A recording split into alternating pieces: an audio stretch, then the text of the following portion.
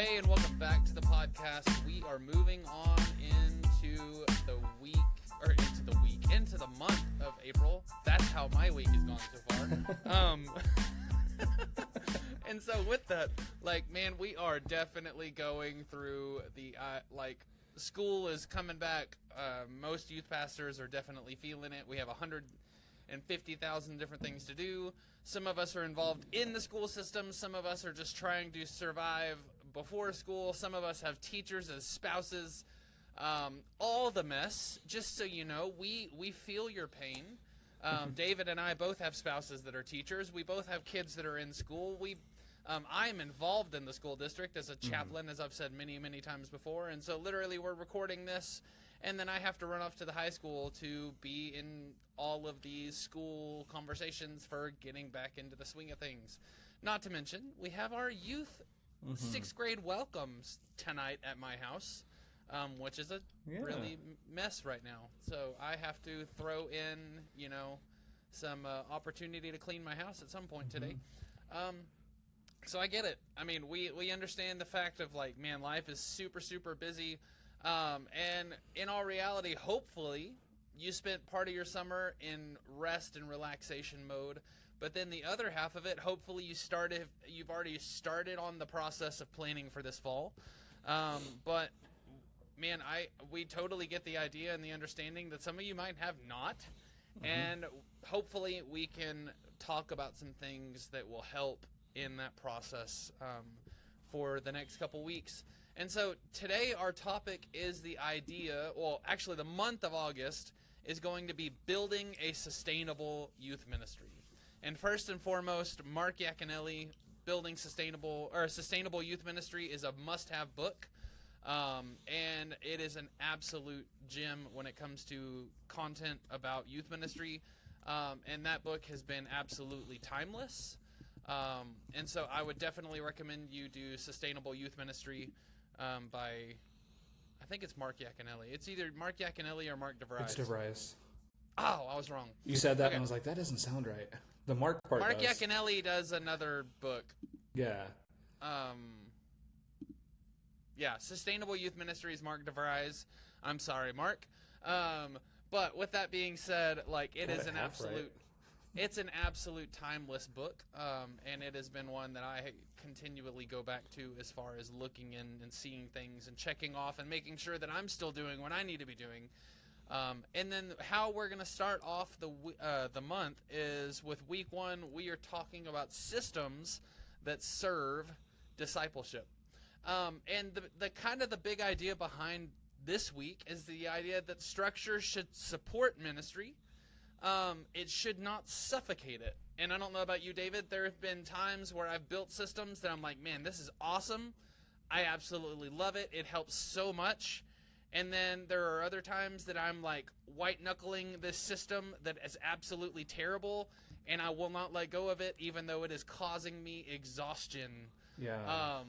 And then I would say that in between, you inherit systems that are doing that to you, and you can't change it because it's the tradition of the church, and it takes a minor miracle to that. I think that's where most of us are, honestly, where we're that's holding on to systems that we maybe don't have the DNA or DNA is not the right word for that, but maybe we don't necessarily know how to sustain a system that predates us. Yeah.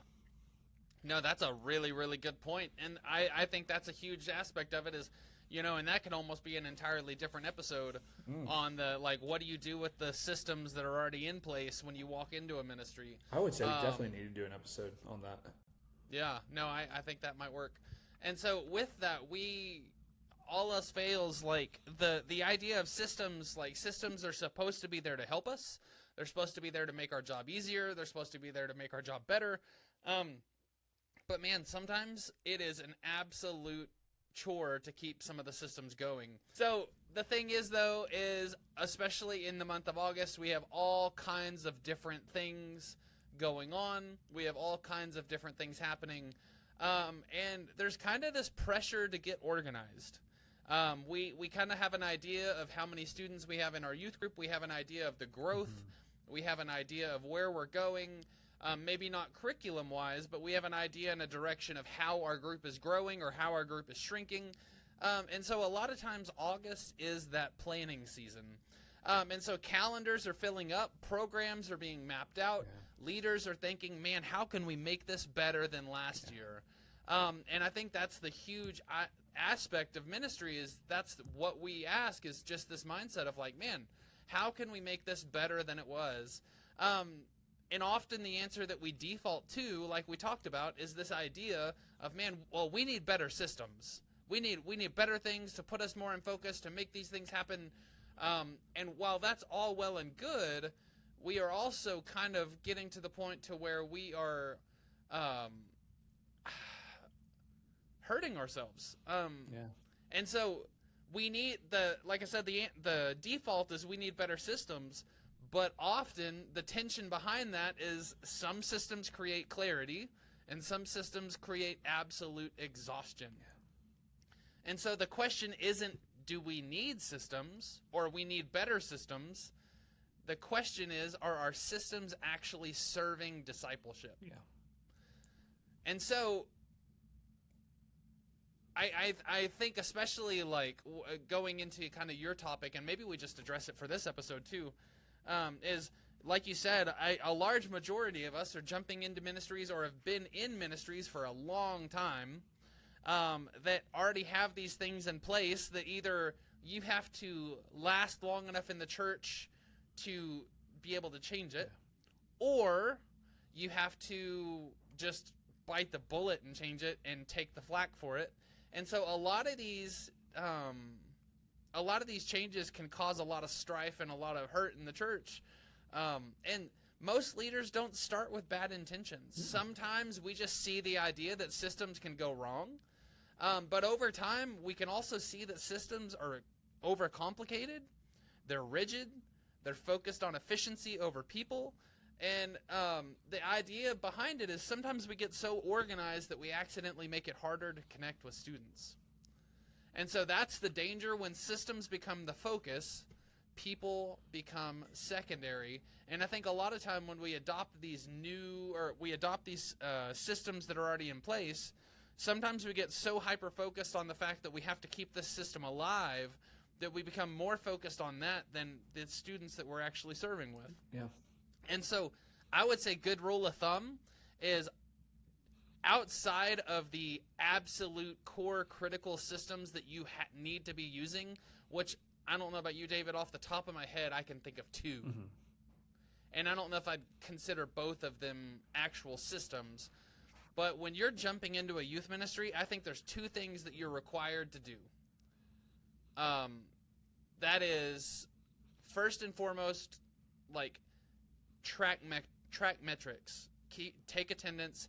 And it's not to see like how big your Wednesday night is or how big your Sunday night is. It's so you can develop and begin strategizing ways to have kids and keep kids. For sure. You pay attention when kids miss.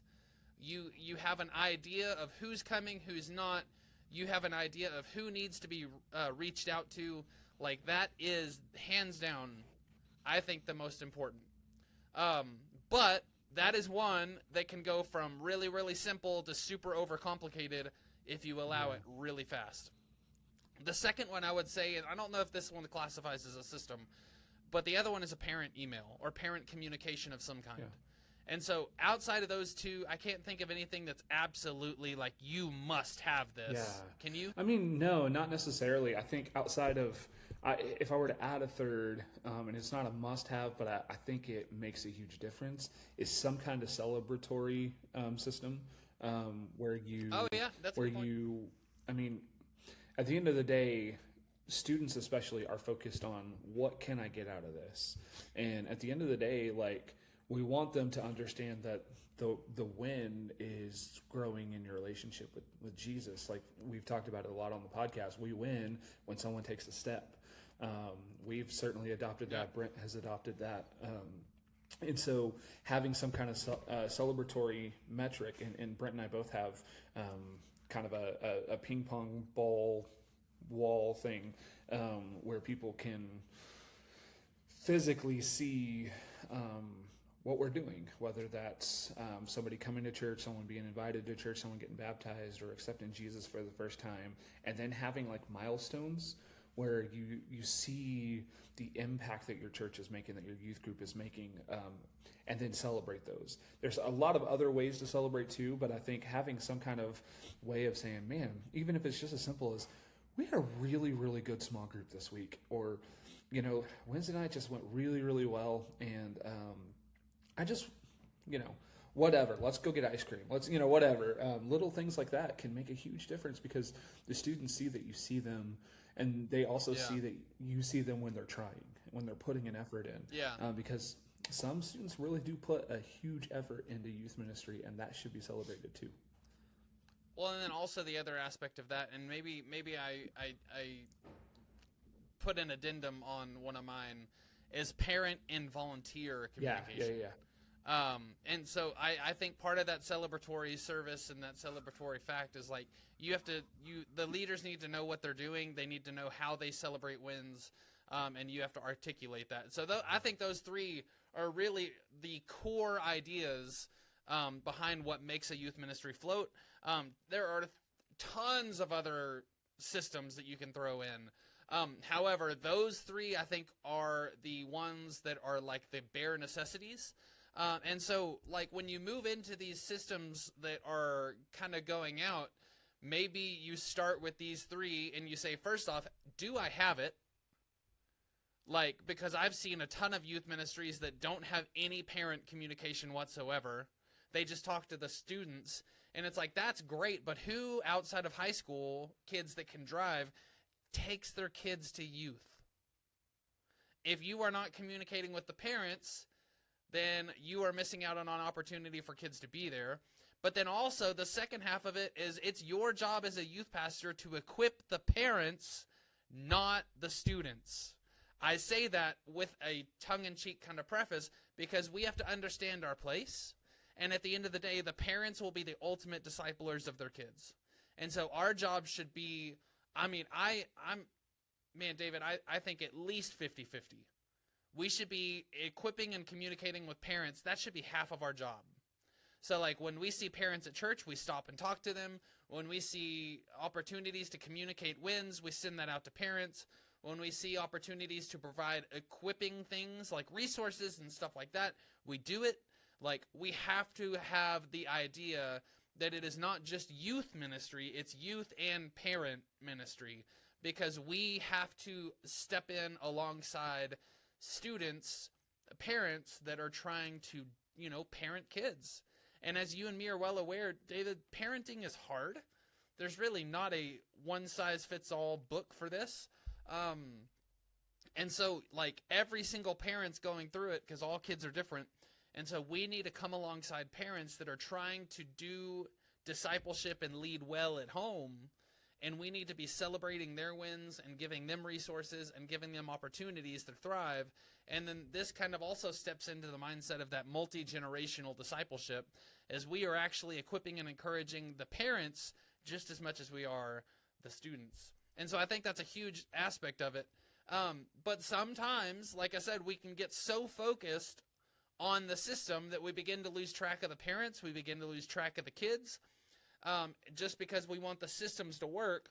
Or I don't know about you, how many times has something gone wrong, like technology didn't work, or you can't find your sermon, or a kid was supposed to teach and they didn't prepare in time, or kids forget to bring their worship instruments or something to that nature, and you become so one-sided that that's the only issue that you have, and that's the only issue that you need to address and fix, that you lose track of everything else going on in your ministry.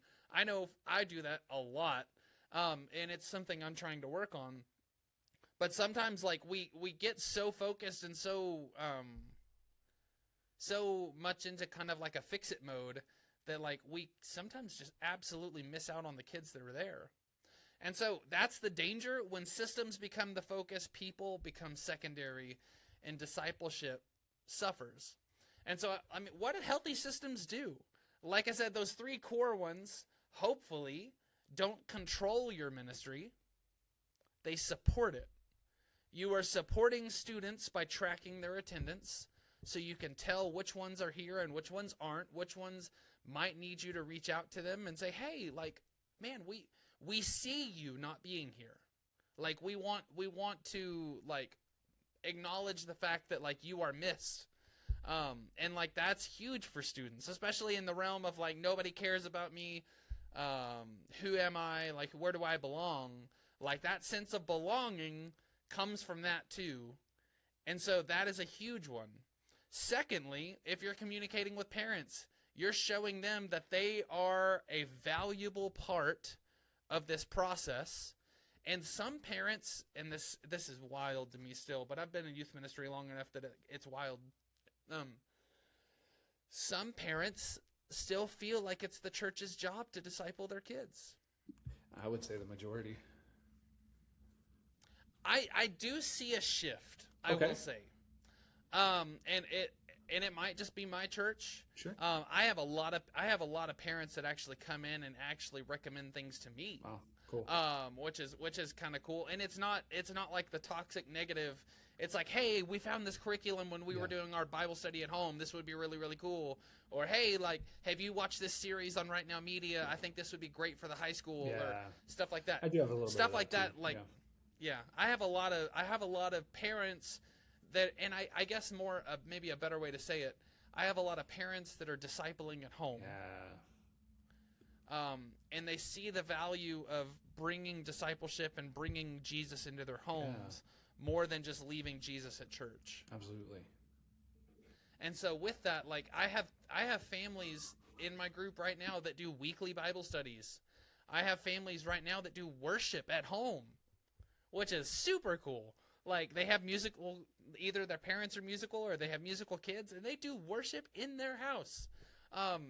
We have parents that study the Bible with their kids. We have parents that take their kids to conferences and go take them to all, which, by the way, just also side note of, like, if you have parents that are willing to take their kids to Christian music concerts and stuff like that, that's still a form of discipleship, because you are teaching your kid that what they want to go do is worth the parents' time, which is huge. So, like, all the parents that are, like, taking kids and spending money to go to, like, see Forrest Frank and stuff like that, it's like, that's awesome, because the kids absolutely are being fueled by that, for the fact that, like, their parents see that as something worthy of attending. Like, I'll never forget the first concert that my dad took me to that was a Christian music concert. It was Audio Adrenaline, which dates me a little bit, but it's fine. But, like, Audio Adrenaline came, and my dad was like, hey, let's go. And I was like, man, that's awesome. I love Audio Adrenaline. And, like, me and my dad got to go do this, and, like, it was a super cool moment, but it was also this moment of, like, man, I don't have to meet my dad's interests. My dad found an interest of mine, which was cool. And so, like, we have to work towards those things too. And so healthy systems are huge. You have your parents, you have your tracking or your metrics, your attendance, that does the follow-up and the like, who's being noticed, who's being seen, who's being left out. And then the dynamics of, like, all of them. David, I just had a brain fart. Which one did you say? Because I said parents and I said metrics. What'd you say? Celebrating. I was trying to sorry. let you get there. It is a really, really... my brain is not awake yet. And so with that, like, celebrations too. Like, and I think more importantly than anything else, of, like, you know, the actual physical act of celebration is cool, but it's more of the articulation and clarifying what is a win. Because I think a lot of times we walk into church and we have the almost, I don't even know if I can call it this, we have the bad sermon mentality of, like, if people don't respond by, like, this miraculous saving grace and they come to Jesus, or we, like, have a person that spontaneously wants to get baptized at the end of the service and we do it right then, we feel like failures. And that's not the case. Right. And so often we don't know. People can absolutely love it and then just never communicate it. There are times, and it's funny how God works, and those times when we're at the most discouraged, that all of a sudden a student will say something, or a parent will come in and say, like, you have no idea how much my daughter loves you or my son loves you and is grateful, and you get that just little bit of encouragement, or somebody will put a sticky note on your desk, and I have literally boxes full of I keep all of them. I'm sentimental like that, but it's not a sentimental thing. If you are listening to this, keep those you need notes. them, because there will come a time, and if you've been in youth ministry for any amount of time, I don't even care if you're in your first year, there are times where you feel very, very discouraged, and sometimes you need to open up those boxes and go, oh, I am making a difference. Not for your own ego, but to remind you, the Bible is chock full of Ebenezer moments where he said, write this down, create this altar, and remind yourself what you have been through. Look back and see what God has done and the faithfulness. And so I think you absolutely have to have those things. And maybe that's a personal system for us. We have systems and metrics in place for youth ministry, but we also have to take care of our own spiritual health. We can't expect anybody else to do it. And so maybe, a system for me is in those moments when I'm discouraged, I do two things. I pull out the box of encouragement. Now, some of them just live on my desk, but I'll pull that out. And then the other thing I do, exactly, I've got, mine are actually right there. I don't know if you can see them. No, they're on the other side of that. Actually, no. Yeah. That one, I can't point right. Oh, there we go. That one, I can't point. Anyway, it's over that pop there. That's from Nick, the former youth pastor here, who's a good buddy of mine. And then beside that, I have a whole box of thank you notes. One of them was from Brent from the summer, and means a lot to me. He said, I love you twice in a note. I don't think we've ever. Anyway, it was a beautiful thing. And it's reminders like that help you keep going and to understand that, like, you matter and you're making an impact. And so often we think that we're not. And then the other side of that is accountability. Having that person who can not only remind you of who you are and your calling and all of that, but also aren't afraid to tell you that maybe you're feeling this way because you're doing a couple of things wrong. You also need that person who's not just going to tickle your ear, so to speak. So let's tangent there for a second, because I feel like that's awesome. We talked about the idea of, like, ministry systems, but you as a youth pastor need systems too. And I would say, once again, the thankful or the celebratory, where you have those notes that people write, those are absolutely, they're beyond value. Like, it just, like, the moments that they come into play are super, super huge. Secondly, if you ever, and this one was hard for me for a long time, because when I receive verbal compliments, and David knows this all too well, because he gives them all the time, because he's that kind of guy. When I receive verbal compliments, I keep saying he can't say compliments because he doesn't like them.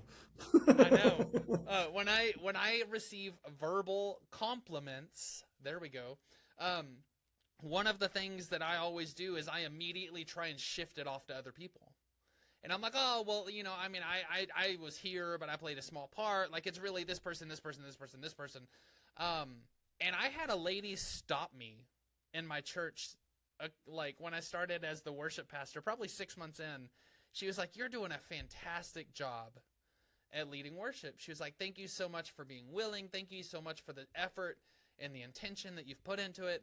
I've really, really loved worship since you started. And I said, well, I'm surrounded by such a good team. Like, we have 20 plus people on our worship team that rotate. Like, there's so many people. I was like, and I love the fact that, like, I am the least talented person on the worship team. Yes, sir. Same. And she goes, stop it.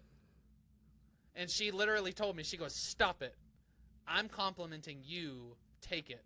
Mm-hmm. And I was like, yes, ma'am. And so, but it kind of shifted my understanding of, like, I don't know, and I'm sure I'm not the only one that feels this way, because I've had conversations with David especially on this, is the idea of like when I receive compliments, especially when it's me leading a team, sure. I feel guilty that I received the compliment. Yeah, same. And so with that, like, but you got to understand that, like, first off, maybe that's God's way of encouraging you to keep on keeping on. Mm-hmm. So if you are shutting down other people that are being inspired by God to tell you that you're doing what you're supposed to be doing, man, you are literally self-destructing yourself. Oh, absolutely. But the other side of it too is like, it sometimes takes a lot of courage for certain people to go out and compliment somebody. Like, let's be completely honest. When you think about it this way, and I don't want to put ourselves higher than we deserve to be, but think about it this way. There are people who see us in our position, and they think very highly of us for whatever reason. Whether we agree with it or not doesn't matter. They put us in, just like when we were students, there were youth pastors, there were bands, there were athletes, there are people that we look up to and we go, wow, those people are so cool. And I'll be completely honest with you. I say this a lot, but like, I think of people like Jimmy Needham. For me to go up to someone like Jimmy Needham and tell him all the things that he means to me would terrify me. And now we're not to that kind of stature, but at the same time, for a little kid, or sometimes for a parent, they may be like second guessing themselves, like, I don't know if I should, or I don't want to. Here's the truth. I know they're busy. They probably don't have time to talk to me. And that's probably the realest statement that any of us can make. Celebrity mentality. Yeah, like they just think, oh, we're too busy. And so if they take the time out of their day to say something, just say thank you. You're going to rob them of the blessing of being, because who knows, God could absolutely be like screaming at them to say it because we need it. Then the other side of it, this is somewhat tangent, but I have realized this more and more in my life. The more I get complimented, if I get more than 2 compliments in a week, I start preparing my heart. And this might sound crazy, but I have noticed when anything good happens, Satan immediately starts, and it just seems like, and it's not all, I mean, sometimes it's just the world being chaotic, but I think sometimes we give Satan too much credit. But I have noticed in times where there's a lot, I know, I could whole episode on that. I am so tired of people saying everything is spiritual warfare. Some of it is just life sucking. Satan made my McDonald's order late. Or they're human too. I mean, it just blows my mind. Anyway, there's somebody in a circle who's like, "Clan delete. We're done with this podcast." But I am triggered. Oh, the red. Okay, made me think of that video. What is it? Olin or Orlin, who does the Starbucks red cup rant, and he was like, "Oh, the cups are red." Yeah. I don't know if we're dating ourselves again here, but anyway, all that to say, what was I saying? You're robbing them. You're robbing them of the opportunity to be a blessing, and that's such an important key part of it. There are times, though, obviously, when you are being blessed in that way, that Proverbs 4:23, above all else, guard your heart. There may be some pretty tough days coming, and God may be, filling your cup before you go through a really tough week or season or whatever. Yep. And so I do always try to remind myself in those moments, hold on to those, because again, the celebration, I may have a really tough week ahead. I may have a tough road ahead, and I might need to really cling on to this. And so when you get that, be in the moment. Don't just push it away. Say thank you so much, and then write it down. If somebody comes up to you verbally, like what Britt did, write it down in a journal. Hey, today, so and so said this really nice thing, and it meant a lot to me. And write down what you're feeling. You might need it next week. Who knows? Yeah, definitely. It's a really, really important thing to have. And then also, you never know, like David said, when you need it. Yeah. And, man, some of them will catch you so far in right field that you're like, I didn't even think you paid attention, let alone, like... Yeah. Or I thought you didn't like me at all. I get that a lot. And the thing is there's always one that goes back, that kind of comes back to me, one of my first youth students, and my first youth stint was 2.5 years in a small town of like 1,200 people. Yeah. And I literally had a student, well, she was in junior high, early high school when I left. I had a student write me a letter with a college graduation announcement saying how much I did in her life and like she wouldn't be who she was without me and all this stuff. And I was like, girl, you were in junior high, like maybe early high school when I had you, and you write me a letter at the end of college and talk about my impact in your life. I mean, by that point, wild. You think you're long forgotten. Yeah, exactly. And so it's just one of those things you never know. You never know the impact you have. You never know the opportunity. So especially when people stand up or speak out to have that and show that you're valued, don't downplay it. That is one of your personal systems that you need. Keep your celebrations. And I'm not going to say hold on to your critiques, but be mindful of them. I think there are people that will come into your life that will give you solid advice. Like David said, you have those people that aren't afraid to speak their mind and tell you that you're wrong or tell you that you did something stupid. Don't hold on to their critiques in a way that makes you feel like a failure, but be mindful of the critiques in a way that disciplines you to be a better youth minister. Use it as fuel. Fuel for growth, not fuel for destruction. Yeah, absolutely. But that's a huge one. Yeah, for sure. Secondly, as far as systems for you as a personal youth pastor, if you do not have a network of youth ministers that you talk to, you have to. You cannot do youth ministry alone. Mm-hmm. Nobody else in your church knows what you do to the full extent of what you do. You might have a pastor that 30 years ago they were a youth pastor and they feel like it's the same thing. It's not. And so you need to have youth ministry people that are in your corner that you can talk to about ministry. And sometimes it's locals. Sometimes you just find people that you are very, very okay to be open with. And typically you kind of flock around youth ministers. So I bet you probably have a friend that's in youth ministry, even if it's a friend you met at a conference. David is that guy, like, and with that being said, there's a couple others, but like, have those people that you're not afraid to let them speak into you, but also have those people that you know aren't afraid to let you speak to them and just vent. Yeah. Super, super important, because those are the people that keep you from doing stupid things.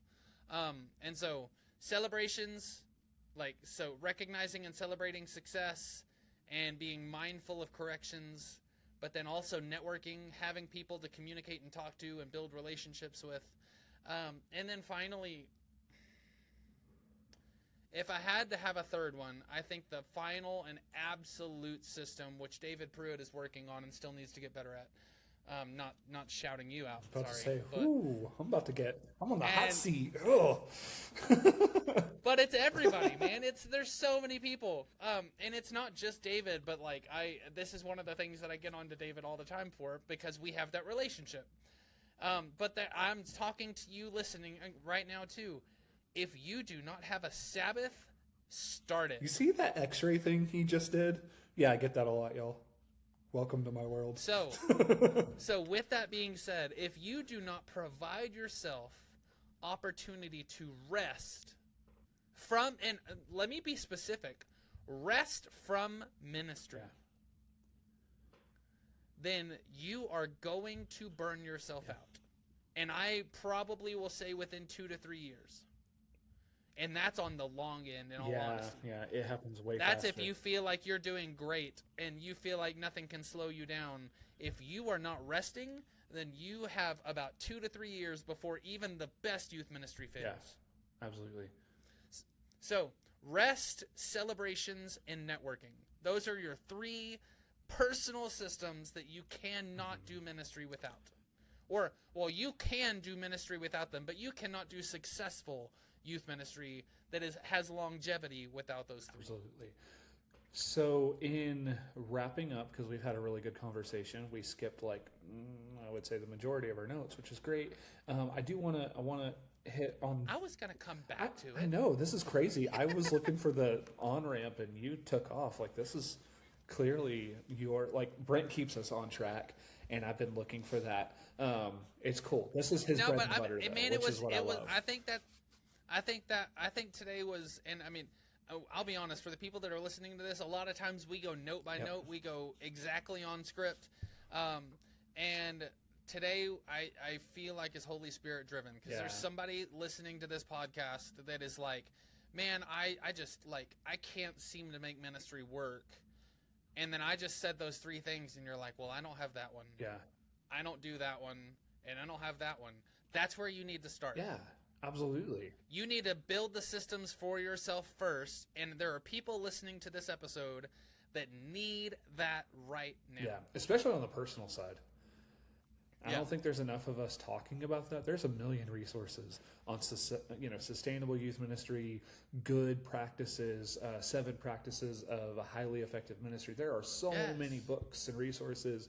But how much do we talk about us personally, making sure that we also have systems in place that help? So to wrap it all up, remember to have good communication rhythms. That's with leader, parents, and students. I know I landed the plane. I'm so proud of myself today. We literally swapped roles. It's great. Have a good volunteer structure. We didn't go into that as much, but we have talked about it a ton on the podcast. There's lots of episodes. Maybe we'll put it in the show notes if we remember. Just remembering with the volunteer structure comes roles and expectations. Make sure that's clearly defined. And then something we didn't talk about, but I think is really important, is having follow-up systems. Brent kind of talked about it. Well, I think we kind of did with the metrics, and that's one of the reasons I brought that up, is the mindset of we know who's missing. Right. But we actually have to follow up with that. I think so many times we see, this person isn't showing up, and then we immediately answer the question by saying, well, it is in the middle of baseball season and ag season and all these things that are going on in theater, and they're doing lots of extra practices and stuff like that. And so we go, oh, okay, well, they're busy. But did you text and say, hey, how are you handling all of that? Are you doing okay with that? Do you do I need, I've even asked the question too, hey, do you need a Coke? Can I bring you a Coke? Something like that, whatever it might be. Can I bring you a cup of coffee? Whatever. And just that little thing that helps them understand that you're still thinking about them, that you care, and that their absence is missed. It sounds really simple, but those are the kind of things that they're going to hold on to more than a sermon. And so making sure that we're actually following through with things is so key. And then just, looking at our weekly flow, what is working consistently, what's not working consistently. I use a metric system called Target 3, which is a really positive way of looking at things. What are 3 things that went well? What are 3 things that didn't go so well? We don't say went badly, because we can really get into a negative. I'll tell you, with Target 3, the second one is always the one that gets the most attention when it should be number 1. So what went well? What are 3 things that went well? Sometimes it's only 1, and that's okay. What are 3 things that could be improved? And then the third one, what are we going to do about it? What are our action plan to keep the good things rolling well, and the things that need to be tweaked or improved just slightly? Go into that. Obviously, if something detrimentally bad went down, put your time and effort in fixing that. But with Target 3, it gives you an opportunity to say, hey, these are some things that went well, these are some things that need some tweaking, and here's what we're going to do about it. And it's a really good system personally and with your ministry. I Target 3 myself all the time. We just finished summer camp, and so I targeted 3. What are some things that I led well? What are some things that I didn't lead so well? What were some times where I kind of, had those low moments? And what did I do about it? Did I fix it in that time, or did I internalize it? And was I resting enough? That's one of my personal Target 3 things that I'm always working on. Did I rest enough this week? Did I take a Sabbath? And if I didn't, when? am I going to take one? Stuff like that. It's things like that that really help us stay consistent, personally and in our ministry. And as we've said before, if a system doesn't support discipleship, it doesn't need to exist, period. There are core things that are very, very important. If it doesn't line up with your church mission statement or your personal mission statement, like your youth mission statement, if you have one, then it's probably not pointing people to Jesus like we think. And so it certainly might need to be tweaked for that. So if there's any, I guess to close this particular episode, just remember this, guys. You don't need more complexity this year. You need clarity. It can be hard. There's so many, and I know there's a lot of external pressures that we put on ourselves, and pressures from leadership in our church and our parents and sometimes even our students. But strong ministries aren't built on perfect systems. They're built on systems that make space for people. It always has to be people first. Put your people out front. It's going to work, I promise. Just keep doing the things that are pushing people towards discipleship, and let go of the rest. And even if that means you have to have that hard conversation, I can tell you from personal experience, and Brent knows, sometimes it sucks to have the hard conversations. And there was a time where I was paralyzed by some of the systems that I was dealing with. And instead of having the hard confrontational conversations, I kept hoping it would get better. And guess what? It never did. Years and years and years of killing myself and burning myself out because I was too afraid to have the hard conversation that needed to happen. And I'm telling you, it will kill your ministry if you don't let it go, or if you don't deal with it. Sorry, if you just let it go. So remember that these systems really are built to make space for people, to disciple people. That's what we're here for. We're in the people business, not the structure business. So if I could leave you with anything, it's understand that your systems should make discipleship easier, not harder. Yeah, definitely. Closing words, Brent? No, man. I think that's where it is. I mean, at the end of the day, like, don't be afraid to cut something. Yeah. If it doesn't support discipleship, don't do it. And like that is across the board, whether it's game nights or activities that you do or anything else. Fine tooth comb your ministry. I always go back to something that Jerry Varner said on our podcast forever ago. He said, "Show me your calendar, and I'll show you your priority." Yeah. Because he said, not only is the calendar does the calendar show our ministry, but it also models what we see as priority. And so, like, it's just the mindset of, like, if it doesn't benefit you, work to get rid of it. Actively, by the way. Actively work. Yeah. And that might mean getting your friend Brent to look at your calendar and say, hey, I don't think that's helping you. Or at least, being willing to say, hey, how is that helping you?